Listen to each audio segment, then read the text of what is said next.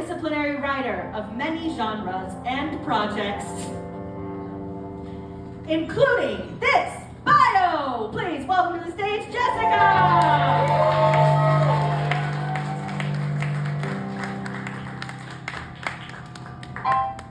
Hi. So, good evening.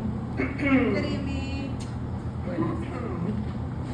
So, I visit my parents pretty often, as all good hookup stories begin. And this one time I was there visiting home, I borrowed their car to pick up my friend Lauren, and we drove to downtown Los Angeles to see her friend's band.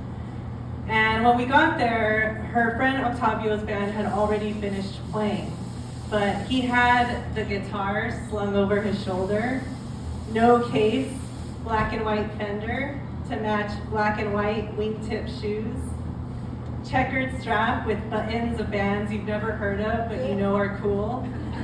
And he had this big curly hair that swept over the side of his face like a sexy bougainvillea.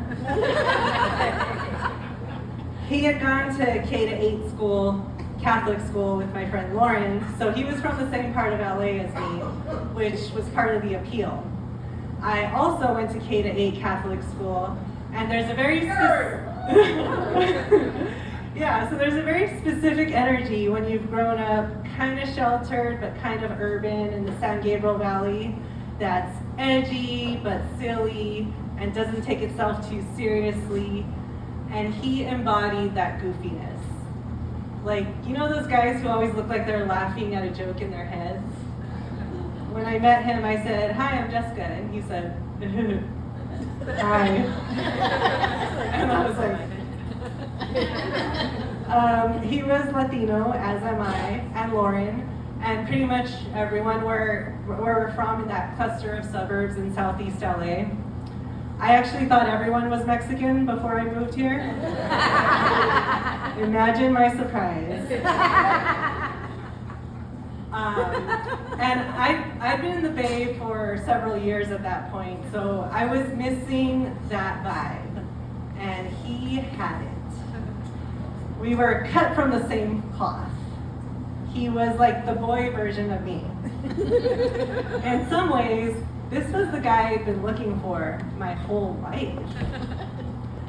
So after the show, after the other bands play, we pile into my parents' car, and we're gonna all go to Octavio's house for the after party. And he had just moved from Downey to Boyle Heights, which is a neighborhood. Boyle Heights is a neighborhood in East LA, kind of like the Mission 30 years ago, mostly Latino, just beginning to get gentrified. So he hops into the passenger seat, and I'm like, oh, does it mean anything? He chose to sit next to me. And he's like, fuck yeah, let's go to my house in Boyle Heights. And he turns on the radio full blast. When my parents were the last ones who'd had the radio on, so it was NPR correspondent saying, Edward Snowden has justly classified NSA wiretapping information. Which gives you a clue as to how long ago this happened. And I was like, oh my god, it's so embarrassing, Mom. And he was like, what the fuck is this shit? And he changed the station, some like underground punk station, and I was like, he's so cool. So we drive over to his house, and as we're driving, it somehow comes up that his family is from Nicaragua, and he inherited land there. And my friend Lauren said, that's so cool, we should all go visit. We could stay on your family's land, we could see the area, I've heard it's really pretty, and just see what it's like there, like that would be really cool. And he said, hell no, I don't want to hang out with a bunch of wetbacks. Yeah. So, if you don't know, that word is a slur for undocumented Latinos. Please don't repeat it.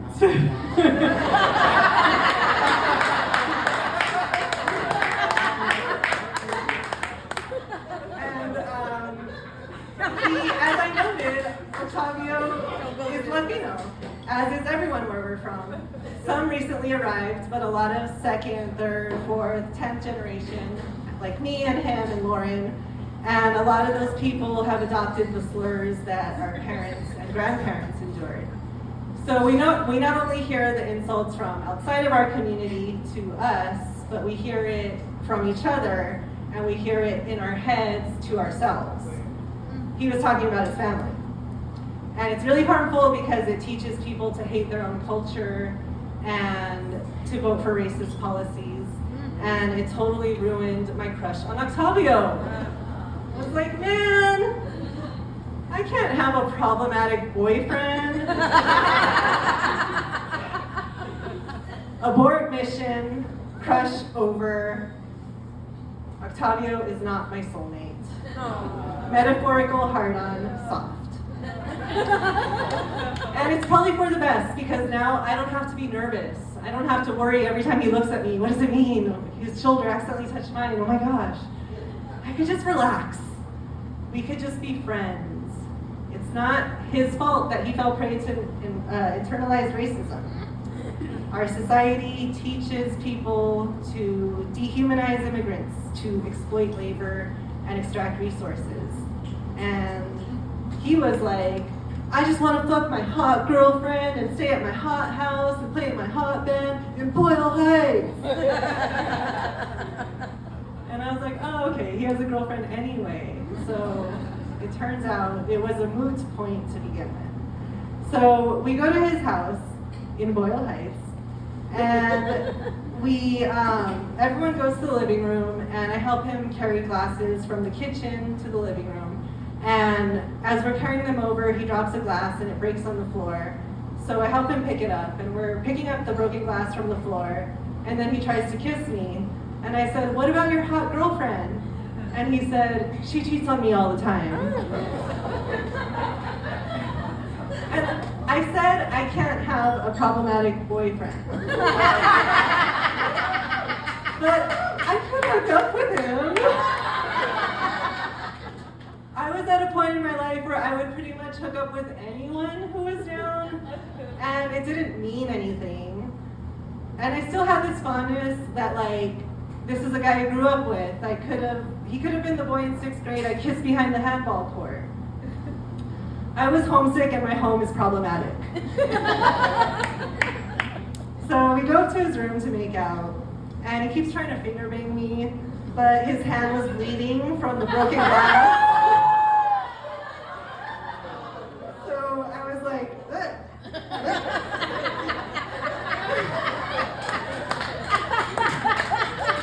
And then finally, I was like, it's not gonna happen.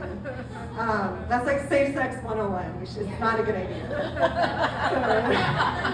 So we go back to kissing, and then out of nowhere, he says, suck my dick. And I said, no, I don't feel like it. And I just want to take a moment to pause and say, saying no when you don't want to do something is about as good as having sex when you do want to. Sometimes better. I was like, I don't know you. I don't want your dick in my mouth. But we could have sex though. That sounds like it might be fun for me. So he goes to look for a condom, but he can't find one. So we're just sitting on his bed, and we're like, crickets. And then finally, he turns to me and says, I could go down on you. And I said, yeah, okay, let's do that. And as he got ready and took the plunge, I thought to myself, well, this has been an interesting turn of events. And that went on for 5 or 10 minutes, but I could tell his heart was not into it. I think once the initial excitement of like, yeah, we're hooking up, yeah, once that had worn off, it wasn't really doing anything for either of us. So he took a pause and he kind of tapped out, and I said, good game. Took a pause and I put my pants back on, and I said, just out of curiosity, show me a picture of your hot girlfriend. I didn't feel bad because he said she cheats on him, so I guess it was open, and it was, you know, it wasn't my responsibility. It was his cross to bear. So I was just curious. So he shows me a picture of this girl very pretty girl with dyed blonde hair and makeup. And I don't know why, but when I looked at the picture, I thought, oh, this girl waxes. She probably uses mango-scented Malibu beach spray lotion and douches. I've been living in a co-op in Berkeley, getting my clothes out of a free box, dumpster diving organic bagels. I had organic, natural hair on all areas of my body. And I was just like, oh, he must have been so confused. He must have been like, what did I get myself into? So when I drove Lauren home later, I of course told her everything that I just told you. And she felt so bad, she was practically crying. She was like, oh my God, Jess, I'm so sorry. You come to town and I tell you I'm gonna take you to see bands, and then my friend tells you to suck his dick. And as we drove out of Boyle Heights back to the suburbs, and the downtown skyline was receding in the distance, I turned to her and said, I'm pretty sure I'm the one who came out on top.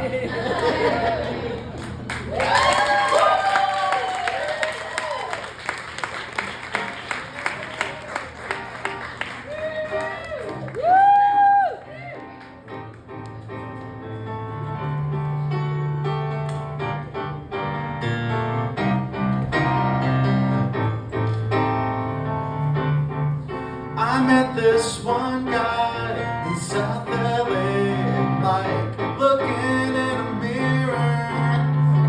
Sidebar, do I give off the vibe of someone that would use slurs? I mean, I'm a white guy doing comedy, so it's like a 50-50 coin flip, unfortunately. What really gets me